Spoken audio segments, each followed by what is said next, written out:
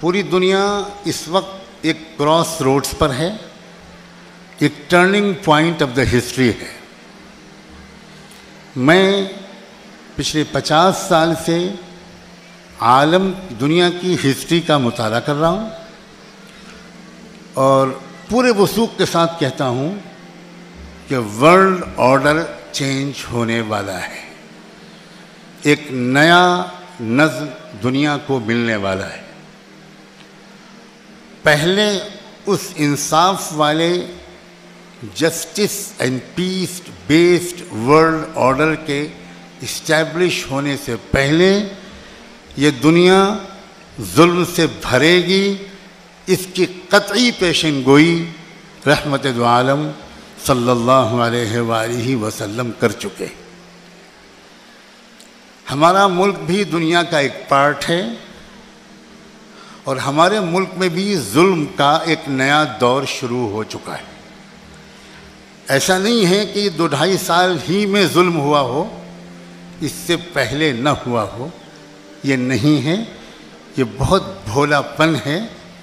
ملک میں ظلم کی تاریخ بہت پرانی ہے، وہ بڑھتا چلا جا رہا ہے۔ ظلم کے ادھورے کام کو پچھلی جو رولنگ پارٹیز تھیں انہوں نے نئی رولنگ پارٹی کو ہینڈ اوور کیا ہے کہ آپ اس ظلم کو مکمل کریں۔ اب ایک چیلنج ہے جو پوری دنیا میں تمام کمزور اور مظلوم قوموں کے سامنے ہے۔ ہمارے سامنے بھی بہت چیلنجنگ حالات آ گئے ہیں، اس میں کسی ایگزیجریشن یا کوئی مبالغہ نہیں ہے۔ تیسری بات، تاریخ کی ایک گواہی ہے اور میری بہنوں، میں چاہتا ہوں کہ آپ دل کے کانوں سے میری اس بات کو سنیں۔ آپ کا جذبہ، آپ کا شعور، آپ کی یہاں موجودگی اس کی گواہ ہے۔ تاریخ کی ایک گواہی ہے کہ اکیلے مردوں نے کبھی بھی کسی چیلنج کے مقابلے میں کامیابی حاصل نہیں کی۔ عورتوں کا ایکول پارٹیسپیشن، برابر کا حصہ چیلنجز کے مقابلے میں جب کبھی رہا ہے تو ان مظلوم اور کمزور قوموں نے ان چیلنجز کے مقابلے میں کامیابی حاصل کی ہے۔ کاش کہ وقت ہوتا اور میری صحت اجازت دیتی تو میں تاریخ کے بہت سے نمونے آپ کے سامنے پیش کرتا۔ کیا اللہ کے خلیل اور مکمل انسانی تہذیب کے بانی سیدنا ابراہیم علیہ السلام کا قصہ حضرت حاجرہ کی قربانی کے تذکرے کے بغیر مکمل ہو سکتا؟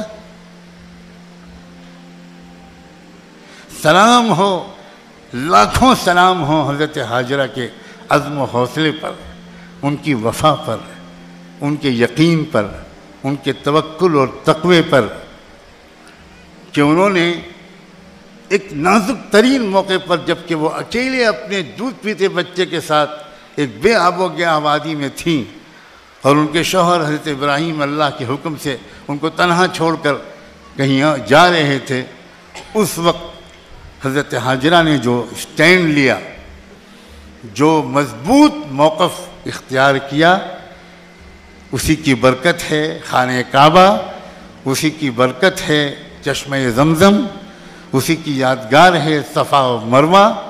اور میں آپ کو یہ بات بتانا چاہتا ہوں کہ اس ایک عورت کی قربانی کو اللہ نے ایسا اپریشیٹ کیا کہ قیامت تک کے لیے اس 2 پہاڑیوں کے درمیان دوڑ کے چلنا لازمی کر دیا اور فیصلہ کر دیا کہ تم نبی ہو یا ولی ہو یا عام انسان ہو، تمہارا حج اور عمرہ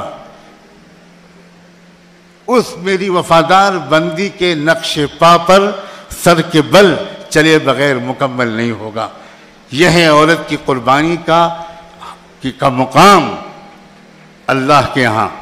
آپ اگر اسلام کی وفادار بن گئیں اور آپ نے اسلام کی حفاظت میں اپنا کردار ادا کیا، تو میں یقین کے ساتھ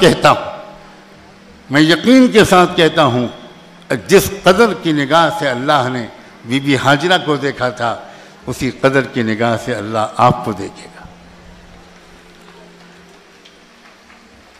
کیا حضرت موسیٰ علیہ السلام کی زندگی کا واقعہ ان کی عظیم، بہادر، حوصلہ مند، صاحب ایمان ماں کے تذکرے کے بغیر مکمل ہو سکتا ہے؟ یہ موسیٰ کی ماں تھی، ظالم ترین سسٹم کے اندر رہ رہی تھی۔ آپ تصور نہیں کر سکتی کہ کیا سسٹم تھا۔ ایک قوم کے کس گھر میں، ایک قوم کے کچے پکے کسی گھر میں کسی بیٹے کے پیدا ہونے کے بعد اس کو زندہ رہنے کا حق اس حکومت نے چھین لیا تھا اور حکم دیا تھا کہ بنو اسرائیل کے کسی بھی گھر میں اگر بیٹا پیدا ہو تو اس کو فوراً قتل کر دیا جائے۔ آج ہمارے جوانوں کو مارا جا رہا ہے، عجیب و غریب طریقے سے انکاؤنٹر کیے جا رہے ہیں۔ یہ ایک تھوڑا سا نمونہ ہے۔ تاریخ تو بتاتی ہے کہ ایک بچے کو جینے کا حق نہیں تھا، پیدائش کے بعد ماں کی گود سے چھین کر اس کے گلے پہ چھری پھیر دی جاتی تھی۔ انہی حالات میں اسی قوم کی ایک عورت کو اس مالک نے ایک پیغام بھیجا، اور عورتوں میں آپ کو مبارکباد دیتا ہوں کہ اس پیغام بھیجنے کے لیے اللہ نے وحی کا لفظ استعمال فرمایا۔ قرآن میں وحی کا لفظ استعمال فرمایا گیا۔ غیر معمولی اعزاز ہے۔ اس عورت کو یہ سگنل بھیجا کہ ڈرو مت، گھبراؤ مت، آرام سے اپنے بچے کو فیڈ کرو۔ جب کوئی تم کو ایسا لگے کہ اب گورنمنٹ کے لوگ آ رہے ہیں اور بچے کو چھیننے کے لیے آ رہے ہیں، تو تم ایک کام کرنا، ایک لکڑی کا باکس تیار رکھنا، اس باکس میں بچے کو رکھ کر چپ چاپ فلاں دریا کے حوالے کر دینا۔ اور ہم تم سے 2 وعدے کرتے ہیں، ایک تو یہ کہ اس بچے کو ہم تم تک واپس پہنچا کر رہیں گے، اور دوسرا وعدہ کرتے ہیں کہ ہم اس بچے کو وقت کا پیغمبر بنائیں۔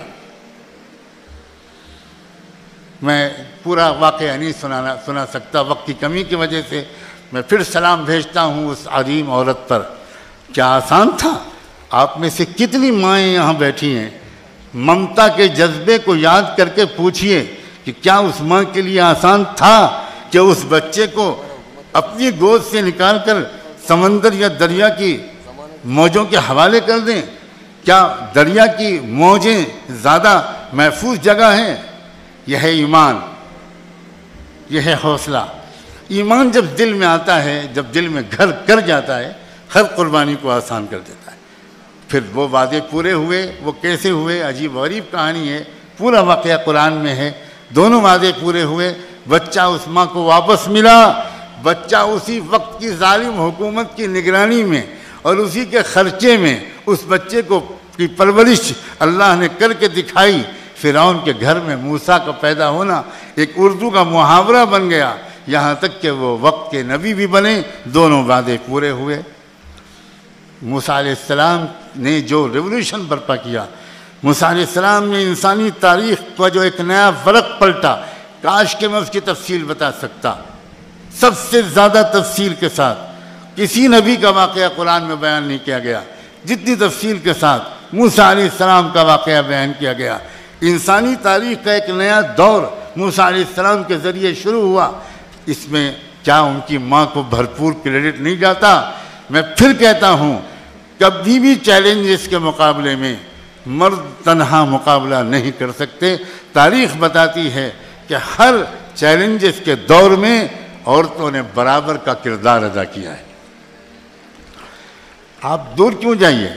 سب سے پہلے سیدہ خدیجۃ الکبریٰ کی زندگی پر بھی تو نظر ڈالیے.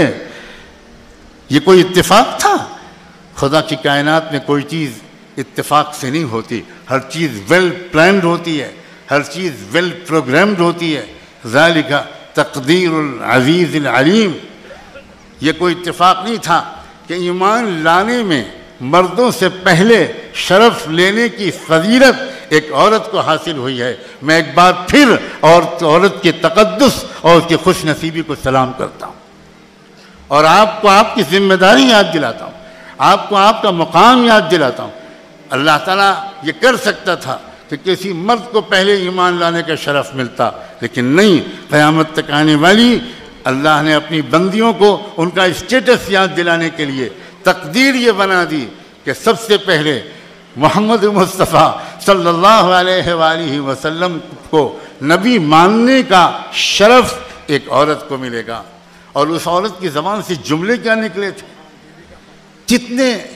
کتنی انٹلیکٹ اس کے پیچھے ہے، کتنی ذہانت، کتنی فراست، کتنی بصیرت، کتنی کائنات میں ہونے والے واقعات کے پیچھے کام کرنے والی انسین طاقتیں. کیا کہا تھا انہوں نے؟ محمد میرے سرتاج، میرے شوہر، آپ غریبوں کی مدد کرتے ہیں، آپ بے روزگاروں کو روزگار کراتے ہیں، آپ کمزوروں کا بوجھ اپنے کندھے پر اٹھاتے ہیں. آپ کو اللہ ضائع کرے یہ میں مان ہی نہیں سکتی، یہ ہو نہیں سکتا. اے میری بہنوں، اے میری بیٹیوں اور بچیوں، تم امت کے مستقبل کو بنانے والی ہو.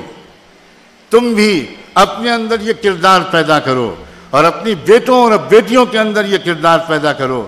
کوئی طاقت کبھی بھی ضائع نہیں کر سکتی. اس کائنات میں عزت اور ذلت دینے والی آنے جانے والی حکومتیں نہیں ہیں. عزت اور ذلت کا معاملہ صرف مالک الملک کے ہاتھ میں ہے. یہ اتفاق تھا کہ سب سے پہلی شہادت اسلام کے راستے میں کسی مرد کو نصیب نہیں ہوئی. یہ بھی اتفاق نہیں تھا. یمن سے آئی ہوئی بوڑھی سمیہ، 2 اونٹوں کے درمیان ان کو باندھ دیا مکے کے ظالم سرکشوں نے، اور ہاتھ میں تیر کمان لے کر کھڑے ہو گئے اور تھریٹ کیا، دھمکی دی کہ اگر نہیں کہو گی کہ محمد جھوٹے ہیں تو ابھی تیر ہمارے کمان سے نکلے گا اور تمہارے بدن کے ٹکڑے ہو جائیں گے. بوڑھی سمیہ نے اپنی آواز میں جان ڈالنے کی کوشش کرتے ہوئے چیخ کر کہنے کی کوشش کی، اشہد ان لا الہ الا اللہ واشہد ان محمد رسول اللہ.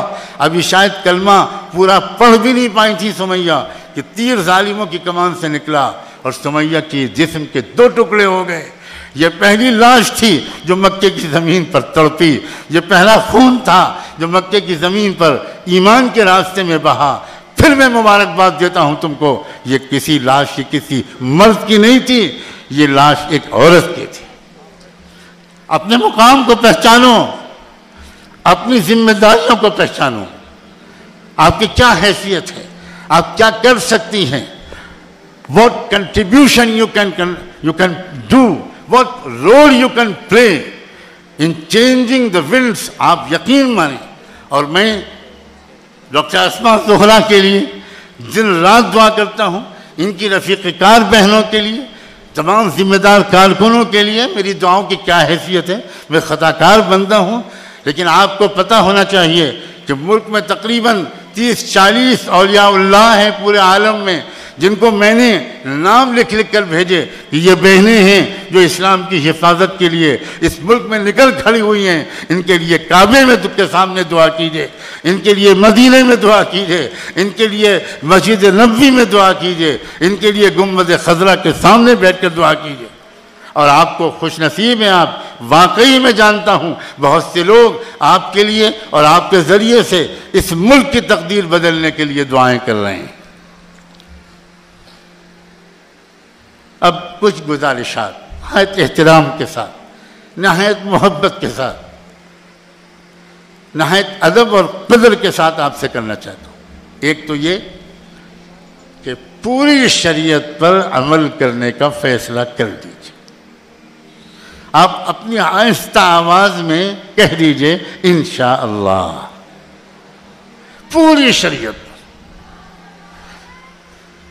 پوری شریعت پر عمل کیجیے. اگر میرا بس چلے تو میں آپ کے گھر کے ایک ایک دروازے کے باہر ایک فقیر کی طرح صدا لگاؤں اور آپ سے کہوں آپ کا نام آپ کے ماں باپ نے عائشہ رکھا ہے, زینب رکھا ہے, خولا رکھا ہے. آپ کو یاد ہے یہ عورتوں کی اس ناموں کی کیا تاریخ ہے؟ ایسا نہ ہو, میں حد ادب کو پار نہیں کرنا چاہتا کہ قیامت کے دن یہ عورتیں اللہ کے سامنے کہیں ان لوگوں سے ذرا جواب طلب کیجئے, انہوں نے نام تو ہمارے رکھے لیکن اس کے بعد سر بازار انہوں نے مغرب کی اور یعنی تہذیب قبول کی. میں سلام کرتا ہوں اتنی زبردست باحجاب خواتین کے مجمع کو. آپ کی بیٹیاں, آپ کی بہویں, آپ کے شاگردنے, آپ کی اسٹوڈنٹس, اور آپ ڈاکٹر ہیں تو آپ کی پیشنٹس, پلیز سب کو کنوینس کیجئے محبت کے ساتھ گریجولی کہ عزت, سلامتی, ترقی, امن, تحفظ, نجات یہ سب کچھ محمد مصطفیٰ کی غلامی کرنے میں. ان سے بڑھ کر عورتوں کو پیار دینے والا, ان سے بڑھ کر عورتوں کے اسٹیٹس کو بلند کرنے والا انسانی تاریخ میں کوئی پیدا نہیں.